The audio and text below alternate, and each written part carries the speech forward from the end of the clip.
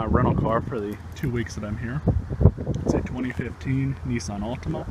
It's the S trim, which means it has the base wheels.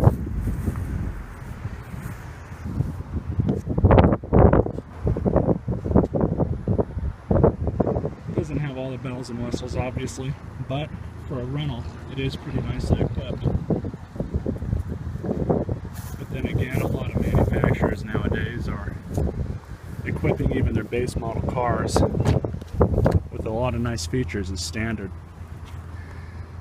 One of them being pretty much power locks and windows are becoming a standard,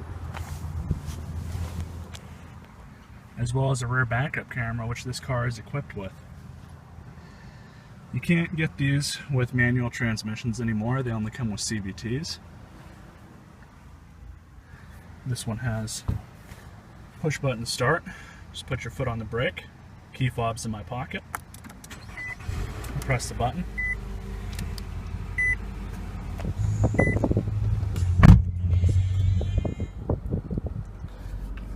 And up above you have a driver's info center. And with the press of this button here on the steering wheel, you can shift through all the different modes.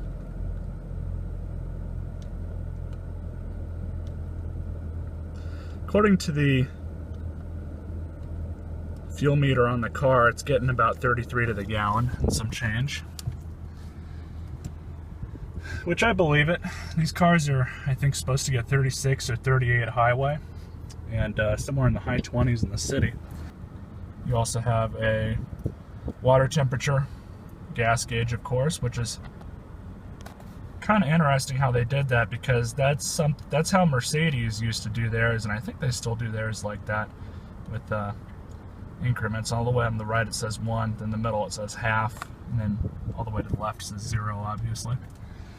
What you have here is your trip reset, which resets your trip right there.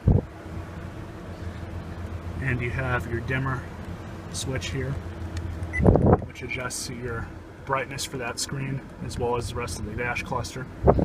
Has a 12-volt power outlet, auxiliary power jack right here, as well as USB and auxiliary in for your stereo. The stereo is really nothing too special.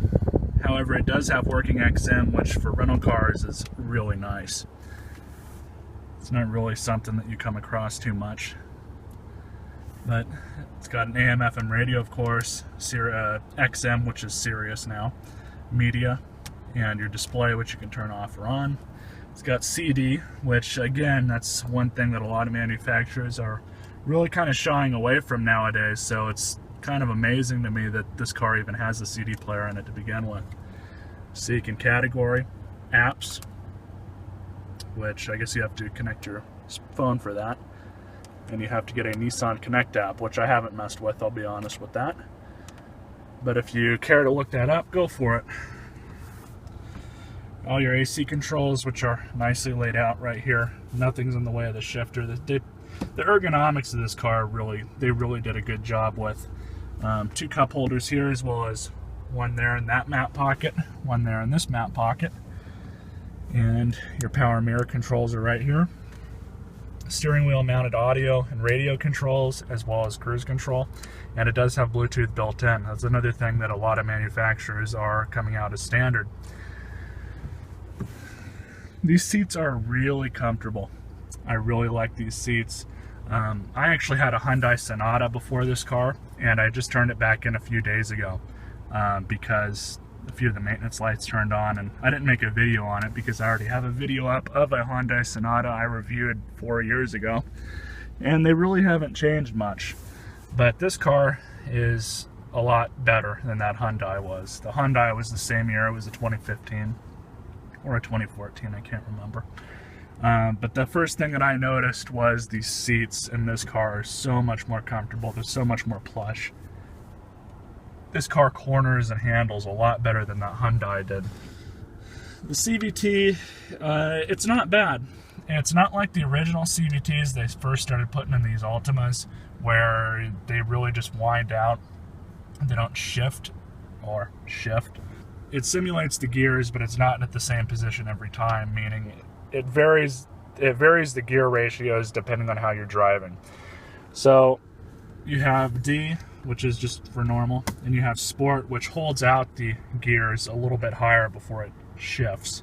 An overdrive button right here, which is for mountainous terrain or hilly terrain, and that holds it into the higher RPMs longer than it would in the Sport mode. So overall, this car really isn't too bad. I had a 06 Altima SER, and that's interesting. Some sort of trunk switch here in the back. I guess that's a lock or something. I have no idea.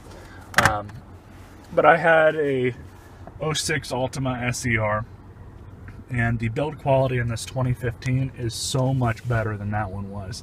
I mean, the build quality on that one wasn't too bad, at least as far as the interior goes. However, this one, I will give Nissan credit. They made some good changes with this car. It's actually really nice to see that. The steering wheel is full. The steering wheel is full tilt and telescoping with this little lever down here. And pull the steering wheel out, push it back in. I like riding with it about halfway. Let's check out the rear seat. My door's unlocked.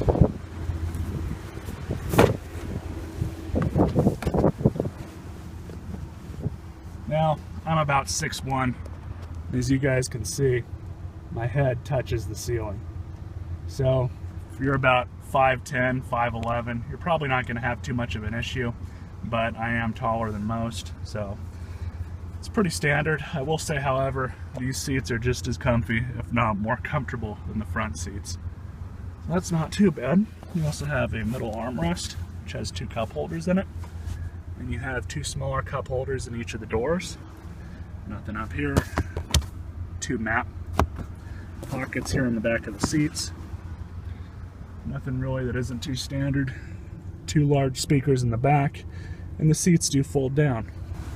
Let's open the trunk. Fuel door opener. Nothing behind there, of course. And your hood, go ahead and open that. Trunk button. And traction control off or on switch.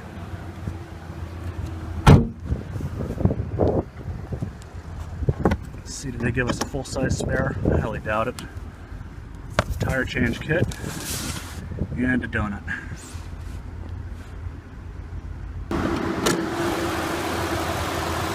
And here we have the engine compartment. Really quiet.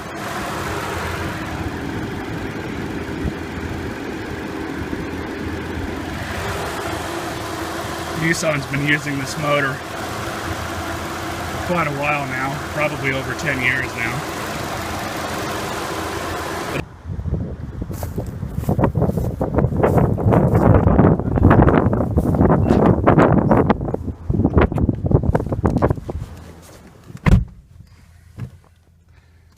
Key fob's in my pocket.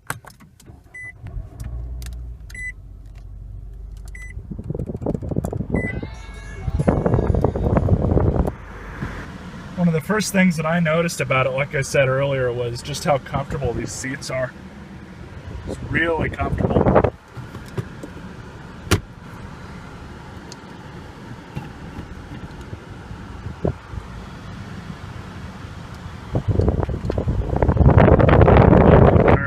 Backup camera too, of course.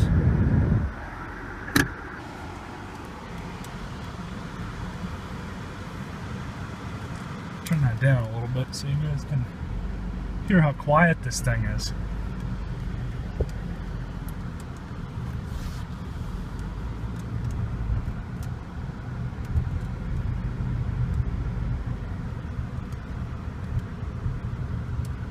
The CVT in this thing actually isn't bad either.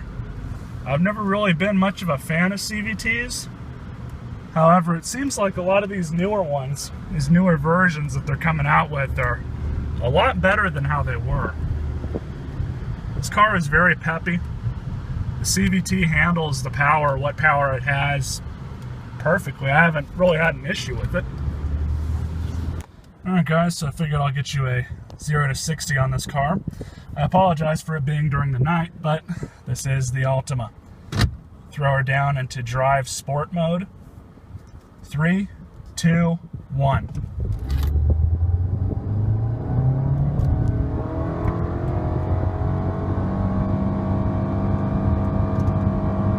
There's 60.